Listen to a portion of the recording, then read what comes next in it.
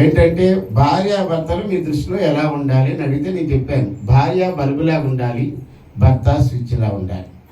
భర్త అనే స్విచ్ వేస్తే భార్య అనే బల్బు వెలగాలి, భార్య అనే బల్బు వెలగాలంటే భర్త అనే స్విచ్ వేయాలని.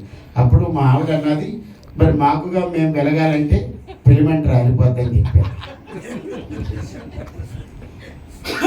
తర్వాత మా ఆవిడ కూడా అడిగింది, ఏమండి కంప్లీట్కి ఫినిష్కి తేడా ఏంటి?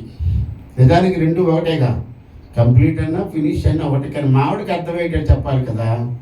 నేనేమన్నా అంటే, లక్ష్మి నువ్వు నన్ను పెళ్లి చేసుకున్నావు, నీ జీవితం కంప్లీట్ అయిపోయింది. నేను నిన్ను పెళ్లి చేసుకున్నాను, నా జీవితం ఫినిష్ అయిపోయింది. సూపర్. ఒకసారి మా ఆవిడ అడిగింది, ఏమండి మీరు జబర్దస్తులు అంతా ఇంతో పేరు సంపాదించుకున్నారు, మొన్నేమో దుబాయ్ వెళ్ళారు, అంతకుముందు సింగపూర్ వెళ్ళారు, మలేషియా వెళ్ళారు, తర్వాత ఉగాండా కంట్రీ వెళ్ళారు కదా, ఒక్కరోజైనా నన్ను విమానంలో తీసుకెళ్లారన్న. అయ్యో లక్ష్మి, భార్యాభర్తలు వెళ్తే ఆ ఎంజాయ్మెంటే వేరు. కానీ ఎయిర్పోర్ట్ వాళ్ళు ఏమన్నారంటే, విమానంలో పేరుడు పదార్థాలు తీసుకురావద్దన్నారు.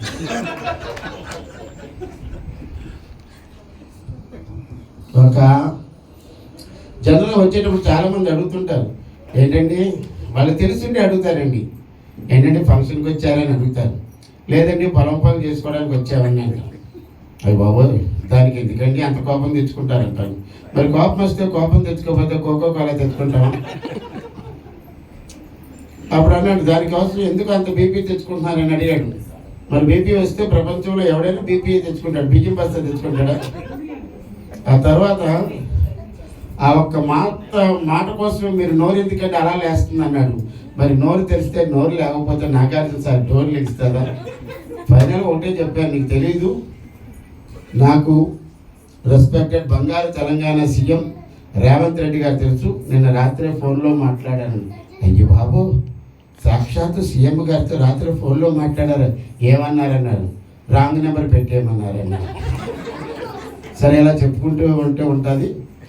మీరు ఎవరు పాడతారు? నాది ఒకే ఒక పాట, చిన్న ముక్క పాట వెళ్ళిపోతుంది. ఎందుకంటే మన భాస్కర్ గారు వచ్చారు ఆల్రెడీ. ఏం నువ్వు ఆ పాట పాడతావా? ఏది నన్ను దోచుకుంటావంటే అమ్మ నువ్వు ఉండరా, ఎందుకంటే సంస్థ వాళ్ళదే కాబట్టి వాళ్ళకి రికార్డెడ్గా ఉంటుంది. సార్ మీ ఉండండి, భోజనం చేసింది కానీ అయ్యో ప్రోగ్రామ్ అంతా.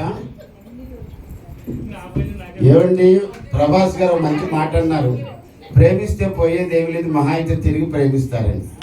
పాడుకుంటూ పోదాం, ఏం పోయింది? మేడం రజనీ గారు, సార్ మీ పేరు? నరేష్ గారు. నరేష్ గారు, ప్రేమ ఇద్దరు లేకపోతే ప్రోగ్రామ్ అవ్వదు. ఎందుకంటే ఆయన ఫాస్ట్గా పాటలు పెట్టాలి, ఆయన ఏమో మంచి సౌండ్ ఇవ్వాలి. అలా మైక్ ఉంటేనే ఎవరికైనా లైక్ అవుతుంది, మైక్ లేకపోతే ఎవరికి లైక్ అవుతుంది. ఏమిటి చిన్న ఒక్క ముక్కే?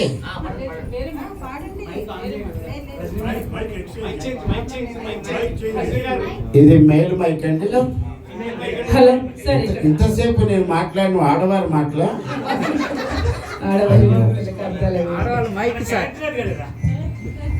అయితే ఘంటసాల మాస్టర్ గారు అలవాట్లోనో పొరపాటులోనో కుడియడం అడిగితే పొరపాటు లేదన్న. నిజానికి మాస్టర్ గారు పాడింది కూడా తప్పేనంట. ఆ తర్వాత చేస్తే ఏముంది మాస్టర్ గారు, మీరు పాడారు, మీ నోటి నుంచి ఆ పాట కూడా బాగానే వచ్చింది. నిజానికి ఆ విషయం మీకు తెలుసో లేదో కానీ కొన్ని పాటలు గమ్మత్తుగా ఉంటాయి. రండి మేడం, ప్లీజ్ ప్లే పాట. ఈ సుదర్శన దీని మీద ఉంటుంది.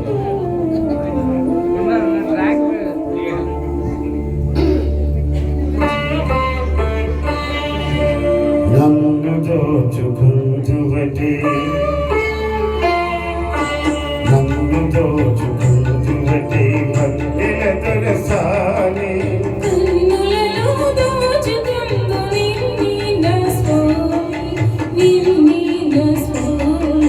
నన్ను దోచుకుంటువటే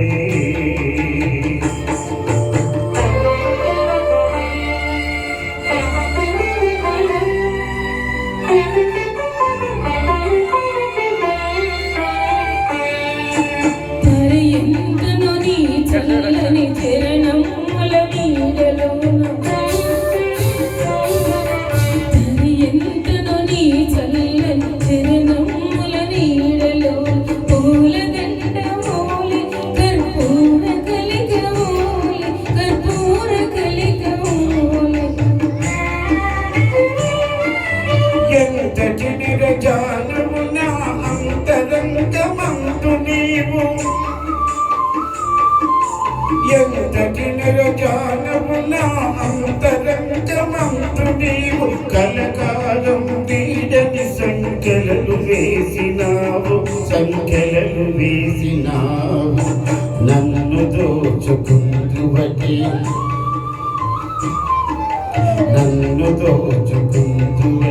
వన్నెల దొరసాని కన్నులలో దోచుకుందు నిన్నే నా స్వామి నన్ను దోచుకుందువటే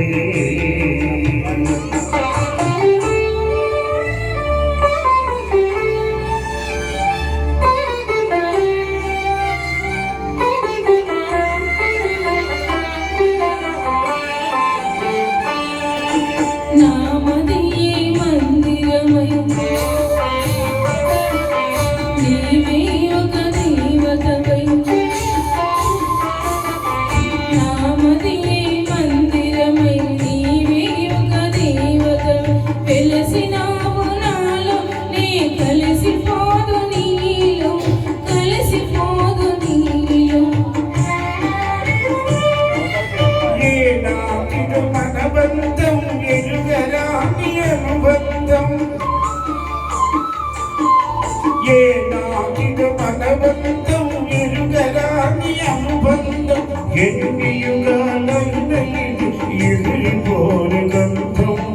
ఎగిరిపోని గంధం నన్ను దోచుకుందువటే ఒంగలై పూరగలై ఒంగల్ మెరనాలై కన్నులలో దోచుకుందు నిన్నే నా స్వామి నన్ను దోచుకుందువటే.